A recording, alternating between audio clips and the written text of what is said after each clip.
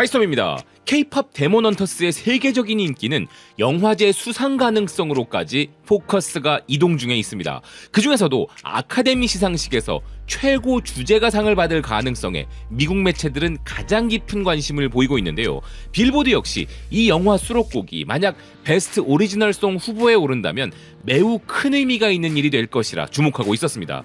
특히 가장 대표적인 노래인 골든이란 곡을 작사 작곡하고 그 외에도 총 6곡의 수록곡에 작사와 작곡으로 참여했으며 극중 루미 캐릭터의 노래하는 목소리도 연기한 활동명 이재, 김은재 싱어송라이터가 한국계 작곡가로서는 최초로 오스카 수상을 노린다는 것이었는데요. K-팝 데몬 헌터스의 아카데미 출품이 확정된 이상 한국의 싱어송라이터가 이 상을 수상하는 영광을 꼭 누리면 좋겠습니다. 한편 어제의 이야기에서는 이미 차트 최정상의 인기로 전 세계에 혼문을 펼치고 있는 K-팝 데몬 헌터스가 우리나라에 어떤 가치를 선사하고 있는지 말씀드렸는데요. 그 내용은 약간 거시적 관점이었다면 지금 실시간으로 벌어지고 있는 직접적인 효과도 무시할 수 없는 수준입니다. 미국 대중문화 매체 슬래시필름은 온갖 스트리밍 기록을 다 갈아치우고 있는 K-팝 데몬 헌터스를 시청한 전 세계 수많은 사람들이 느낀 것은 한국 배우들과 한국인들의 음악적 재능이라고 이야기하면서 해외 시청자들은 잘 모를 수 있는 이 영화의 캐스팅과 OST 관련 스토리로 한국의 다른 드라마까지 홍보해주고 있었는데요. 기사는 사자보이즈의 리더 진우는 한국 배우 안효섭이 연기했다면서 그는 여러 인기 K-드라마에 출연했는데 그의 가장 매력적인 모습을 보려면 카리스마 넘치는 연기로 차트 정상을 차지한 바 있었던 로맨틱 드라마 산의 맞선을 추천한다는 것이었습니다. 그리고 재미있는 점은 극중 진우와 헌트릭스의 멤버 루미가 처음으로 만나는 K-드라마 느낌 물씬 나는 장면 속 OST가 바로 이 산의 맞선의 OST인 멜로망스의 노래였다고 이야기했는데요. 한국 드라마에 깊이 빠진 팬들은 진우를 연기한 안효섭 배우와 이 OST의 연관성을 금방 알아채고 산의 맞선의 장면도 떠올렸겠지만 이 기사를 통해 이런 사실을 처음 알게 된 해외 시청자들은 산의 맞선을 당장 찾아보며 진우의 목소리를 연기한 안효섭 배우에게까지 푹 빠져들게 되겠죠. 결국 이 기사는 지금 K-드라마를 접해보지 않은 사람들에게까지 이 영화를 계기로 K-드라마를 보기 시작하라고 홍보해주고 있는 것인데요. 실제로 기사는 산의 맞선은 언어나 문화적 차이를 초월할 만큼 폭넓고 보편적인 유머 감각을 자랑하는 역대 최고의 K-드라마 중 하나라면서 K-드라마에 익숙하지 않은 시청자라도 꼭 봐야 할 작품이라 소개했습니다.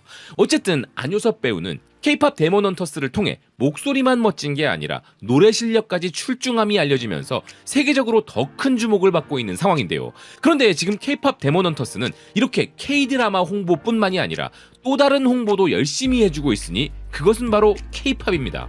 물론 전 세계가 이미 다 아는 K-팝이지만 그 중에서도 꼭 들어봐야 할 노래들이 있다는 포브스였는데요. 기사는 K-팝 데몬 헌터스의 사자보이즈가 부른 K-팝 특유의 밝고 활기찬 곡 소다팝을 좋아한다면 많은 K-팝 그룹들이 실제로 이것과 유사한 컨셉을 활용하기에 지금이 바로 K-팝 세계에 푹 빠져볼 기회라면서 반드시 들어봐야 할 16곡의 K-팝 노래를 소개하고 있었습니다. 그러면서 기사는 NCT 드림의 추인검을 비롯한 한국 남자 아이돌 그룹들의 명곡들을 나열하고 있었는데요.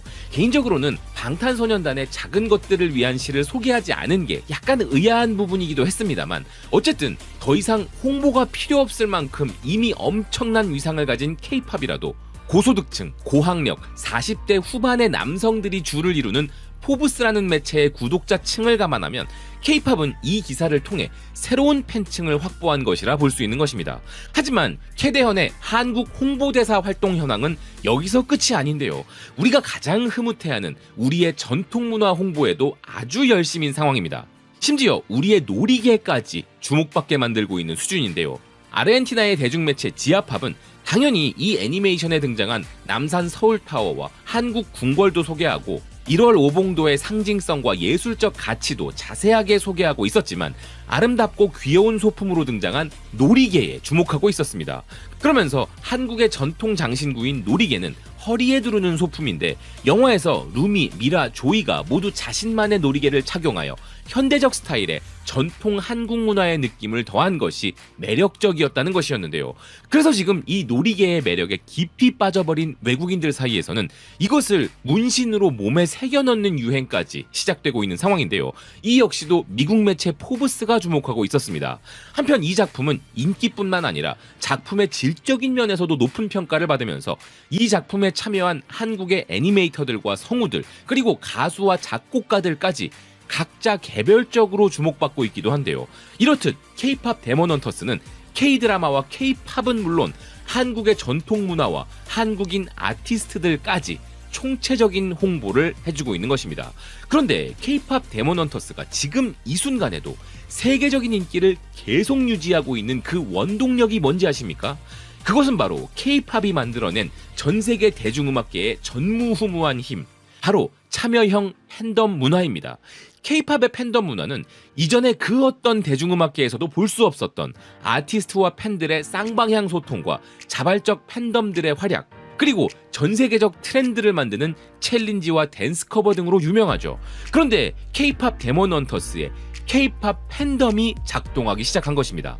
현재 전 세계의 K-팝 데몬헌터스 팬들은 일반적인 K-팝 팬덤과 유사한 현상을 보여주고 있는데 그 중에서도 가장 두드러진 것은 K-팝 데몬헌터스 챌린지와 전 세계 SNS를 점령하고 있는 K-팝 데몬헌터스 팬아트인데요. 수많은 팬들이 헌트릭스와 사자보이즈는 물론 영화에 등장하는 캐릭터들의 컨셉 아트를 그려서 이를 SNS에 올리는 것이 대유행이 되고 있는 상황입니다. 그런데 더 놀라운 것은 이게 단순히 팬아트에서 그치는 것이 아니라 팬들은 영화에 등장하지 않았던 별도의 스토리까지 제작하기 시작했는데요. 포브스도 이에 주목하며 영화 속에서 가상의 K-팝 그룹들과 팬들이 서로 연결되는 장면이 현실에서 벌어지고 있다는 것이었습니다. 그런데 사자보이즈라는 가상의 보이밴드는 한국의 다양한 아이돌 그룹들로부터 영감을 받아 만들어진 것이라는 감독의 설명이 있었죠. 하지만 미국 대중매체 스크린랜트는 사자보이즈는 BTS로부터 가장 크고 직접적인 영감을 받은 것으로 보인다고 주장한 바 있었는데요. 물론 사자보이즈가 BTS를 완전히 따라한 것이라 보기에는 무리가 있지만 그럼에도 현실과 완벽하게 똑같이 묘사된 것은 바로 K-팝 팬덤의 모습이었습니다. 극중에 등장하는 K-팝 팬들의 모습, 그들과 아티스트 사이의 유대감은 산도 움직일 수 있는 힘을 가졌다는 방탄소년단의 전세계 팬덤 아미에게서 영감을 받은 것이 분명하다고 할 수 있는데요. 한편 이런 아미에 대한 묘사는 텍사스의 지역지 어스틴 크로니클이 내놓은 것이었습니다. 기사는 아미들이 BTS를 어떻게 더 강력하게 만들었는가라는 특집 기사에서 아미들은 산도 움직일 수 있는 힘을 가졌다고 소개한 것이었는데요. 기사는 아미들이 자발적으로 BTS를 홍보하는 모습들을 소개하면서 아미들은 BTS를 사랑하는 것 이상으로 사회운동을 일으키고 공동체를 만들며 그들만의 새로운 문화를 만들어낼 정도의 잠재력을 가졌다는 것이었습니다. 그래서 그들은 단순히 방탄소년단의 음악만을 좋아하는 것이 아니라 서로를 사랑하고 서로를 돌보는 존재들이라고 묘사했는데요. 물론 아미가 가장 대표적인 K-팝 팬덤이긴 하지만 K-팝 그룹들의 팬들은 전부 이렇게 집단적으로 자발적인 팬덤을 형성하여 엄청난 위력을 발휘하고 있죠. 필리핀 대중매체 인콰이어러 또한 K-팝의 세계적 영향력이 더욱 확대되면서 K-팝 팬덤 문화에 대한 관심도 커지고 있다고 주목했는데요.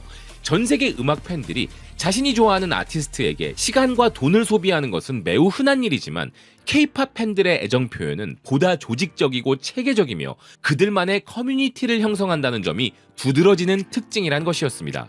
아일랜드의 국영방송사이자 문화매체인 RTE 컬처 또한 어떻게 한국이 문화강국이 되었는가라는 특집 기사에서 한국의 K-팝과 한류의 성공은 일반적인 콘텐츠의 매력에 팬들과의 사회적 상호작용이 더해진 결과라고 분석하고 있었는데요. 단순히 자기 혼자만 좋아하는 것이 아니라 자기와 같은 사람들을 찾아서 그들과 집단화하여 자발적으로 더욱더 거대한 팬덤을 만들어가는 것이 한국 문화를 사랑하는 사람들의 전 세계적 공통점이자 남다른 점이란 것이죠. 그런데 바로 이런 현상이 K-팝 데몬헌터스에 그대로 적용되어 헌트릭스와 사자보이즈 팬들도 이제 자발적 콘텐츠를 생산해내고 있는 것인데요. 실제로 K-팝 팬덤이라는 것은 그 자체만으로도 또 하나의 문화 현상이며 K-팝 춤을 따라 추는 K-팝 커버 댄스라는 것도 또 다른 별도의 장르라고 불릴 정도로 어마어마한 힘을 가지고 있습니다. 이것은 그야말로 전 세계 그 어떤 대중문화도 누려본 적 없는 오직 대한민국 K-팝만의 진정한 위력인 것인데요. 그래서 K-팝 데몬헌터스의 전 세계적 흥행은 당연히 눈부신 한국인들의 재능과 한국 전통 및 현대문화의 힘에 K-팝의 위력이 더해진 결과인 것이 맞지만, 그 아래에서 그 모든 것을 떠받쳐준 힘은 가상의 K-팝 그룹들인 헌트릭스와 사자보이즈를 현실 아이돌과 똑같이 대해준 K-팝 팬덤이었다는 생각입니다. 시청해주셔서 고맙습니다. 또 뵙겠습니다.